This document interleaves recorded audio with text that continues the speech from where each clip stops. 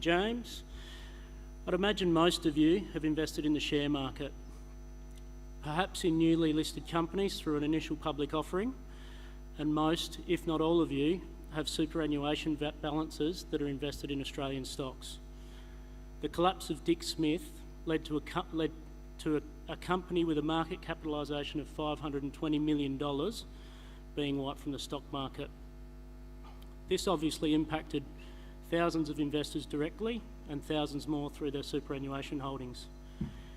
Dare I say a number of our own superannuation balances would have been impacted by the collapse. If that's not the case, then perhaps you're unlucky enough to receive a Dick Smith gift card at Christmas 2015 and therefore walked away with nothing as well. Personally, I've been sceptical when investing in new IPOs, and today I'll provide some key takeaways in being able to cut through the significant amount of information offered when an IPO comes out and understand where your investment dollar's really going. So with Dick Smith, I'm going to highlight just 2 pages out of the 164-page prospectus that probably paints a pretty dismal picture. I'm also going to touch on Anchorage Capital Partners, and when I say touch, it's probably more of a slap. Anchorage are the private equity firm out of Sydney who floated the company on the stock market and managed to make a cool $370 million profit in the period of 15 months of their efforts. So what did they do in 15 months? They implemented a turnaround program, and I'm going to explain that to you. I'll also show that they really paid peanuts for the business and were cheeky enough to include the final payment for their purchase as part of the proceeds from investors when they floated the company on the stock exchange. Now, we're at a CFO Symposium, so what's the relevance to all of you as CFOs? I'm hoping the next slide probably brings that about. So this is a newspaper clipping from 2 weeks ago that shows the CFO, Michael Potts, along with the CEO and other key executives, are being sued by the receivers for breaching their duty of care, of reasonable care. The lawsuits add up to in excess of $100 million and essentially relate to a $28 million dividend or $28 million of cash dividend payments that were made in the year leading to the collapse. And essentially my take on it is they were paid from debt and probably not profit if they had a different revenue recognition process. There's $60 million of inventory that was written off in November 2015, just a month prior to the company falling over. And interestingly, just a couple of months after the annual accounts were released, audited accounts that had no mention of any inventory issues or qualifications. So $60 million, it's a hell of a lot of Dick Smith batteries and Dick Smith branded TVs. Finally, the last part of the banks want their piece. So specifically, they're suing the CEO and the CFO in their own right for extending finance facilities prior to the collapse, and allegedly had not received approval from the board to do so. So obviously a big governance issue there. So I'm sure the CFO, Michael's been on quite a rollercoaster ride in the last 3 years. He's landed a dream job with Dick Smith Electronics, one of the largest retailers in Australia, $500,000 salary. I guess he's gone into the business after Anchorage had drained significant amounts of cash out of the organisation. Be some huge pressure around cash flow, managing inventory. I guess he would have known that the company was struggling pretty badly and went through a phase of worrying about his job and his large salary, to now, 12 months after the collapse, being sued personally for significant sums and probably worrying about losing everything he's ever earned, and all because he was the CFO of Dick Smith for a period of 2 years. So at the time Dick Smith was placed into receivership, it was one of the top 20 retailers in Australia. They had $1.3 billion of sales each year. They had 3,000 employees, or more than 3,000 employees. They had 393 physical stores and total debts of $400 million. And that debt wasn't just with big banks. There are a lot of supply companies, Australian supply companies out there that had monies never to be recovered. My mind boggles as an auditor when I sit here and think, how can this happen in today's world of governance, internal control, big data, and of course regulation. We always hear, regulations over the top and everybody's over-regulated. So how can this happen? To answer that question and show you, I'm just going to take you through a brief journey on the history of Dick Smith. So in 1968, Dick Smith was founded out of a Sydney garage with a total sum of $610, and Dick Smith himself was installing and servicing car radios. During the 70s, there was a CB radio boom, and Dick Smith expanded his offering into electronic components, so just the component sides of electronics. At that point in time, they had a reputation as a real geek shop and had a very loyal following. In 1980, the company had grown to 20 stores, and Dick sold 60% of the business to Woolworths, and 2 years later, in 1982, he sold the remaining 40%. Now, Woolworths paid a total of $25 million for the Dick Smith company, which doesn't sound like a lot in today's money. However, back in 1982, the average price of a house in Adelaide was $43,000, and today the average price is around $450,000, so a lot more than, more than 10 times. So Woolworths took over, and between 1990 and 2012, they completed a $300 million restructure. Additional brands were added, so they had powerhouse stores and they added the Tandy brand. They developed stores with larger footprints. They created departments and supermarket type checkouts. They were always changing their product mix, and they ended up introducing consumer electronics in the form of TVs, music devices and phones. They even tried to crack into the small appliance market, selling toasters and kettles, but were unsuccessful. In 2009, Woolworths made an announcement that branding would be consolidated back into Dick Smith Electronics, and that group would form part of the Woolworths Consumer Electronics division, and therefore Tandy and the Powerhouse store brands were consolidated.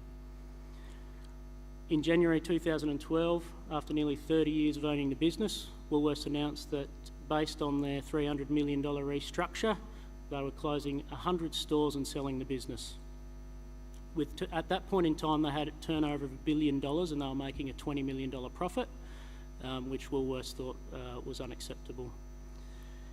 At the time that the sale was announced, the original founder, Dick Smith, I'm sure we all remember, he was quite vocal in the media, was coming out saying the company's going to be sold to foreign investors, and that's going to be a terrible thing for Australia.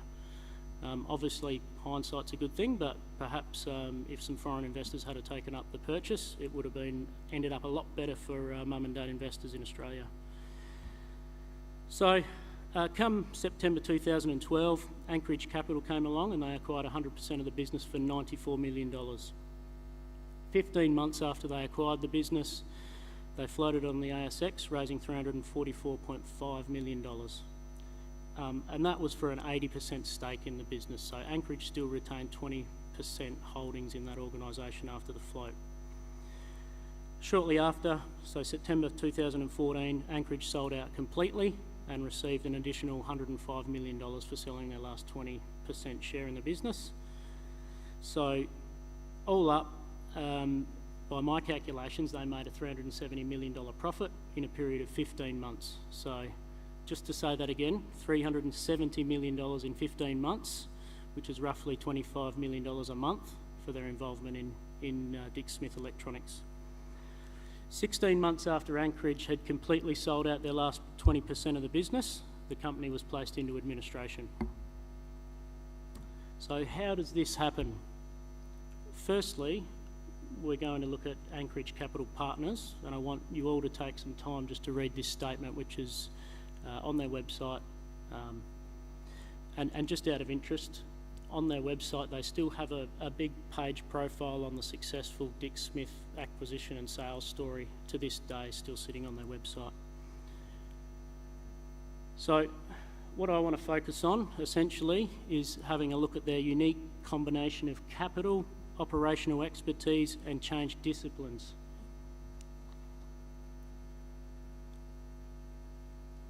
So I said they paid peanuts for Woolworths, so how did they do this? There's a bit of debate on how much they paid or didn't pay, but when I look at the actual numbers in the cash flow statements from the 2013 audited accounts, 2014 audited accounts and the prospectus, it's clear to me that Anchorage paid for Dick Smith using 2013 cash flows from Dick Smith operations, so there's a $70 million amount going out in the 2013 financial statements to Woolworths. And then in the prospectus and the 2014 accounts, you can see that from the money raised from floating the company, a $24 million remaining settlement was paid through to Woolworths for the company. So essentially, arguably, they paid peanuts or nothing for the company and made a $370 million profit. So these guys are pretty slick operators and good business people, right? Well, perhaps for themselves they are. Another quote, so this is directly from the Dick Smith success story that's on their website, that's still on there today. So when we look at their turnaround program, in the first full year that they implemented their turnaround program, Anchorage was able to increase the EBITDA by $48.4 million, more than double what retail giant Woolworths was able to get out of the company, even after they spent a $300 million restructure and had the experience of 30 years operating the business. So does that sound realistic to all of you as CFOs? Because to me it doesn't. I'm quite sceptical, and obviously I've dug in to have a look at what caused that profit turnaround. Firstly, I guess in the lead up to the turnaround result, it's been documented that Anchorage wrote down $58 million worth of stock. Now, why is this relevant? Firstly, it makes their balance sheet look a lot better. So electronic retailers need to turn over inventory regularly, and by writing $60 million out of their inventory balance, when they put those numbers into the prospectus, inventory appeared reasonable for the size of the company. Now, I'll get in later into what they disclosed about that inventory write-down, which was very minimal in the prospectus, but certainly it helped them flog this company to investors. Secondly, by writing down the inventory in the year before their turnaround result, it lowered their cost of goods sold essentially and gave them a $58 million head start in terms of profit in the subsequent year. So I think that contributed quite significantly to their turnaround result. However, believe it or not, there's another probably larger smoking gun in the results in the lead up to the float. So the large one that's been talked about significantly in the media and will feature in the Senate inquiry that's going on in the lawsuits now is the focusing on maximisation of rebates. So at a very high level, I've put a slide up there that shows how their rebate schemes work. So ordinarily, you'd buy inventory and the net cost was $96,000, and as an example, you'd end up with an inventory value of $96,000. What Anchorage and Dick Smith and even Woolworths were doing was they were booking a $4,000 rebate straight to the P&L and inflating the inventory balance by that $4,000 and ended up with a $100,000 rebate inventory balance. So this obviously impacts short-term revenue significantly. It contributes to your growing inventory balance, and what we've found out subsequently is it's led to obsolete and unsaleable stock. And essentially while Anchorage were in charge, they ramped up the rebate strategy and to maximise revenues recorded. So it's quite convenient considering you're leading into a plan to float the company to the public. They essentially were negotiating inventory purchases with suppliers, which included the rebate, and they were increasing this all the time, and it was a real focus to generate revenue. By increasing the level of rebate significantly, at the end of the day, Anchorage were effectively able to increase revenue significantly, and remember that the related inventory inflation was written off prior to the numbers going into the prospectus. So I'm assuming you're starting to get the picture here about how their turnaround program works. So following the completion of the turnaround program, they entered into an IPO and that finalised in December 13. So essentially, Anchorage turned their peanuts into gold. Now, interestingly, based on reviewing the prospectus, the float raised $344.5 million, and when I look at the outflow statement, Anchorage received $358.1 million, and Woolworths received their last payment of $24 million. So I think you don't need to be an accountant or a CFO or particularly smart at all to realise, to be sitting here scratching your head and going, how does that happen? There's not enough money. So let's have a look. So this is directly from the prospectus, and I'm going to highlight a couple of points here.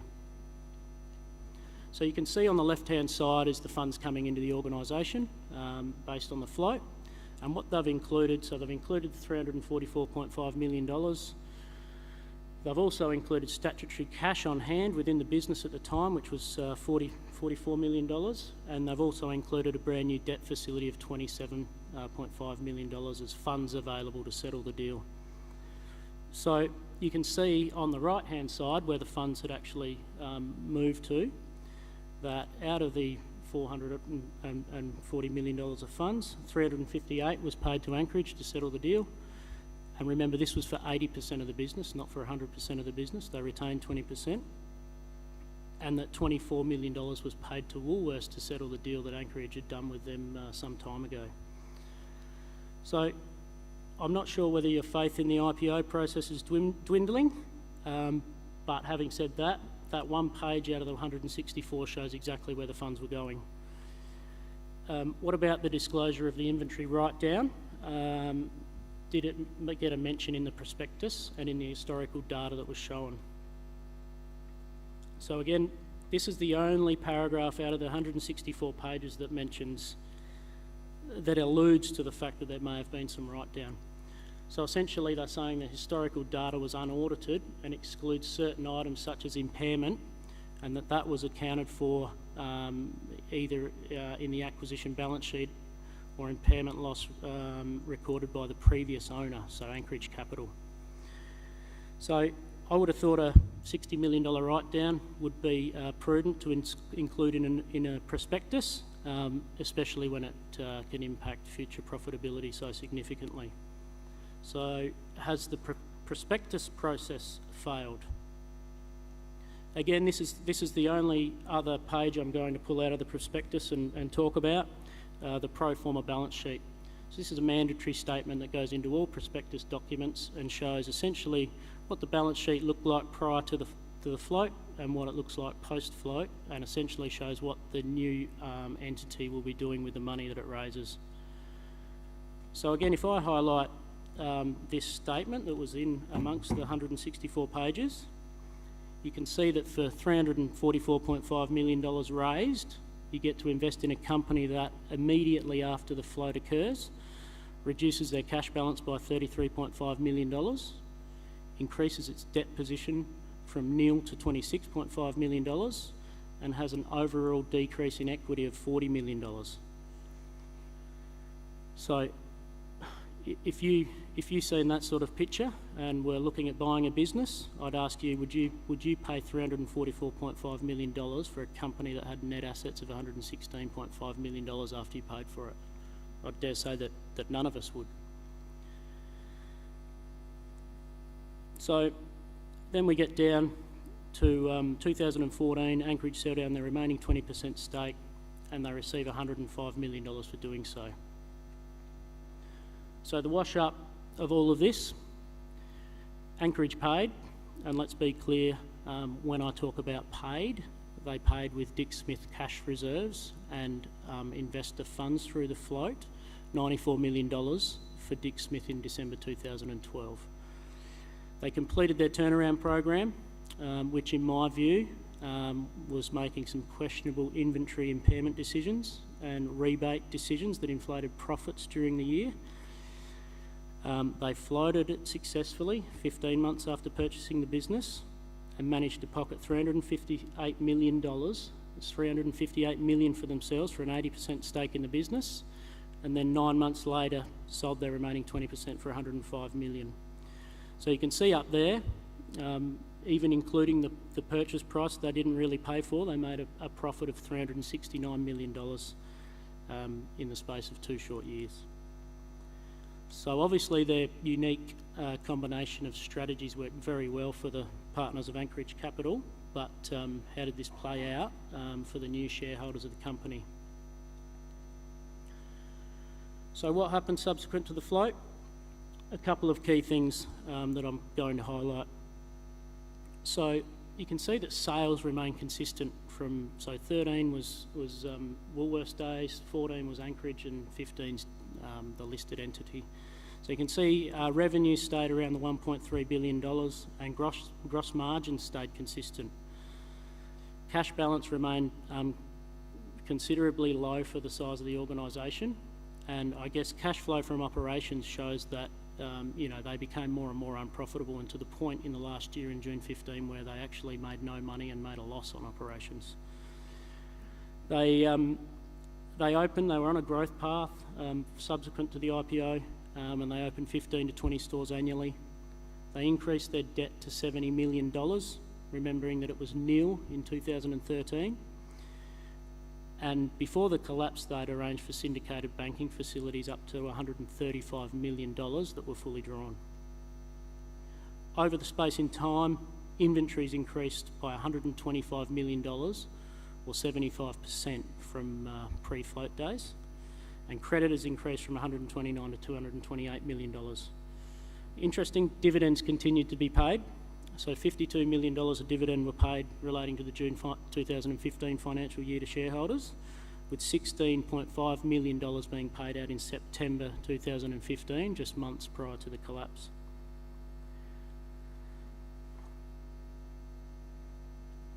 And how did this play out with investors and the share market?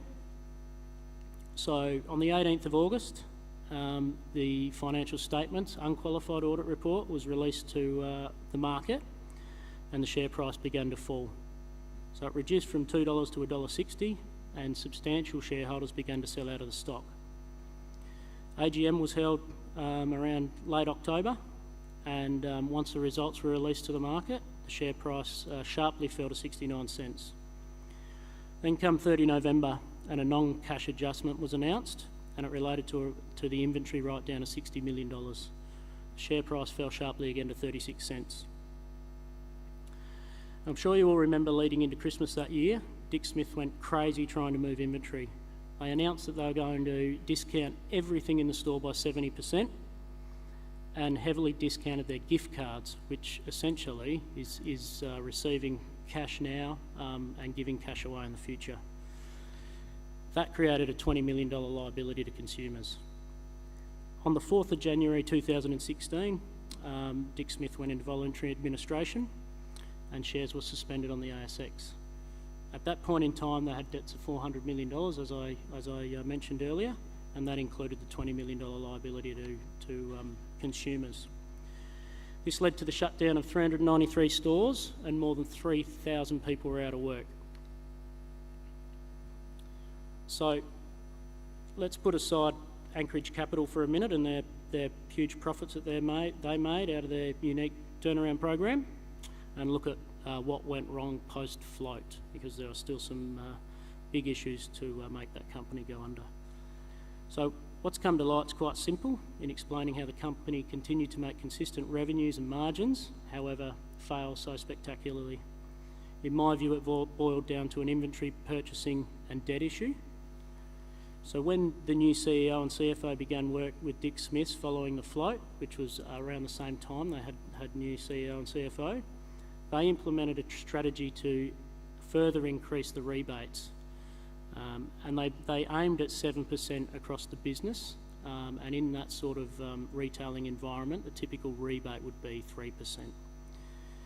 So the additional rebates were termed as over and above rebates because they couldn't really link them to, promotion or marketing or business development. So they actually separated them out and said these are over and above rebates, and they were booked straight to the P&L in the same manner as the original rebates were, and also straight to the inventory balance, so inflating and creating a larger problem for them. So the business had KPIs set at targeting rebates at this level, and this had an impact on purchasing decisions. So big brands that wouldn't comply with the excessive rebates, such as Apple and Microsoft, they stopped utilising these brands and focused on where they could get their rebates from. So this resulted in them stockpiling unsaleable stock that consumers didn't really want to buy. And I mean, who out there owns a Dick Smith TV? I'm sure there's not many of you, but they were piling up Dick Smith TVs because they were getting the rebates. And just on that, at the height of the rebate craze, they were actually charging rebates to their own manufacturers overseas so that they could book the revenue straight through to the P&L. And this led to just a significant amount of Dick Smith stock being on hand. And I guess after the receivers had gone through the books with a fine-tooth comb, it came out that the evidence of this bizarre revenue-generating inventory inflating process came to light when they announced that Dick Smith had 12 years worth of AA and AAA batteries on hand, even though the batteries themselves only had a shelf life of 10 years. So as you could imagine, significant amount of batteries. So essentially the rebate strategy that was undertaken pushed along sales, reflected growth in their top line. However, in reality, sales were floundering and obsolete and unsaleable stock was accumulating. Purchasing decisions started to be based purely on the rebates being earned. To make things worse, the company entered into debt agreements to fund stock purchases and basically support short-term revenue recognition of the management team. I guess once this came to light, so in June 2015 when the financial statements were released to the market, there was no hiding the fact that the cash flow was negative, the inventory balances were way over the top for the size of the company, and financiers got nervous, investors got nervous, and the deck of cards fell and left a $500 million hole in the share market. So I guess that's the story. What are the lessons to be learnt here for everyone? And I'll start with lessons for CFOs. So what was the role of the CFO in the rebate strategy coming on into that business? In my view, as a CFO, being paid $500,000 in a very executive job, you're regarded as the accounting expert and should be guiding the revenue recognition and inventory valuation policies. I'd question, if the recognition of over and above rebates into inventory balances meets the accounting standard AASB 102, and I'm sure that the Senate inquiry and lawsuits that are going ahead now will be a key focus on that. I personally don't believe they meet the recognition, and therefore profits were inflated and inventory valuation wasn't correct. The CFO was also responsible for tracking rebates, and it's widely known now that this was done on a whiteboard in his office, and that they would just work out what the level of rebates were that they needed come year end, and then they'd go out and make purchasing decisions and put pressure on suppliers to maximise the rebates and hit their revenue targets. Again, I'm not sure that practice is acceptable and defendable in court, and I expect that the reason they are getting litigation now, personal litigation, is because there will be grounds for negligence in this regard. Again, what about the CFO's role in business strategy? So to me, I pick the accounts up.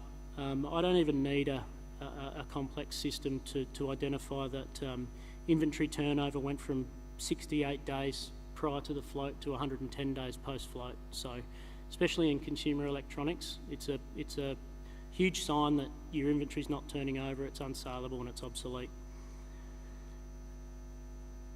A simple data mining exercise would have put some light on their product mix, what was selling, what wasn't selling, and would have given them an idea on slow, obsolete and stock that's unsaleable. Was that KPI, key KPI for a retailing business, was that being dealt with at board level?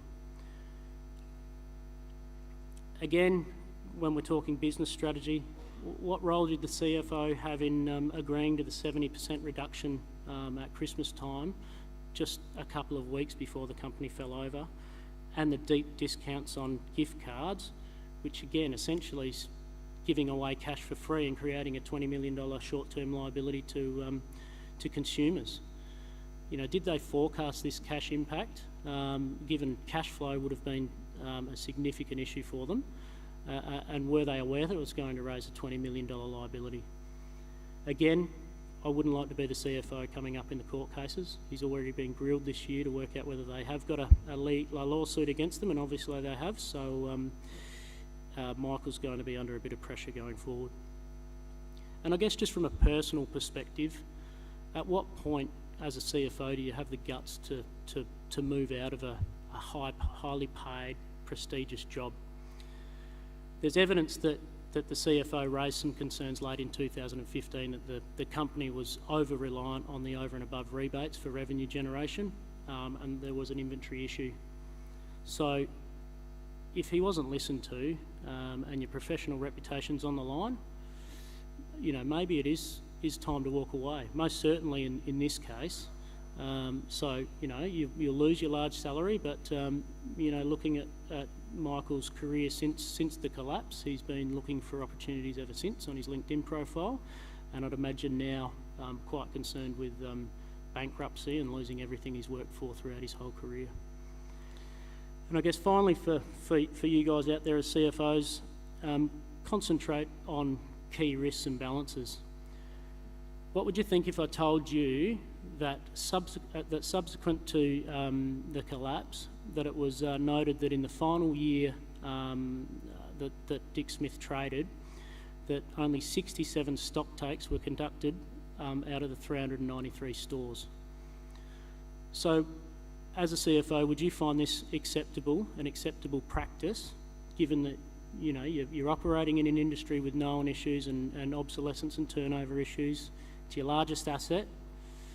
You know, even the auditor, were they comfortable with 67 stock takes out of 393 being conducted across stores? Even if they were, I'd imagine that there's some grounds for some serious questions, given the fact that $60 million was written off a month before the company went bust and a couple of months after a clean audit opinion was issued. So investors, I guess, are you comfortable just because you get a 165-page clean and shiny prospectus that's been signed off by a Big Four accounting firm perhaps, that the investment grade of the offer is appropriate? The auditor, who was also the independent expert, had signed off on the prospectus, so assumedly comfortable as well. The way these things work really is the sign-off is based on a review of hypothetical information, and essentially it's a negative assurance opinion to say, look, based on the hypothetical information and the hypothetical use of the money, nothing's come to our attention to suggest that the forecast and historical data are unreasonable. That gives the auditor some wriggle room with a negative assurance opinion. However, I would have thought that writing off $60 million of inventory prior to releasing that prospectus and not disclosing that is inadequate. And even just looking at the resulting position and going, you're buying into a company that has a $40 million hit to net assets on day one.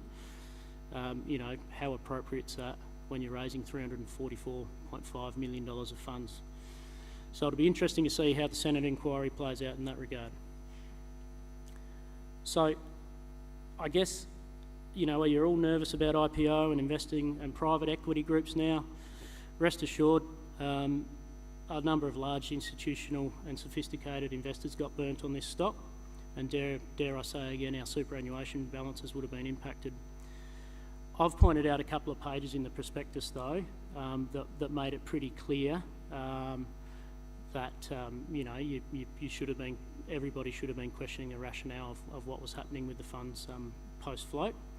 And I guess the lesson is just to be sceptical and look at the resulting balance sheet after that sort of sum of money goes in.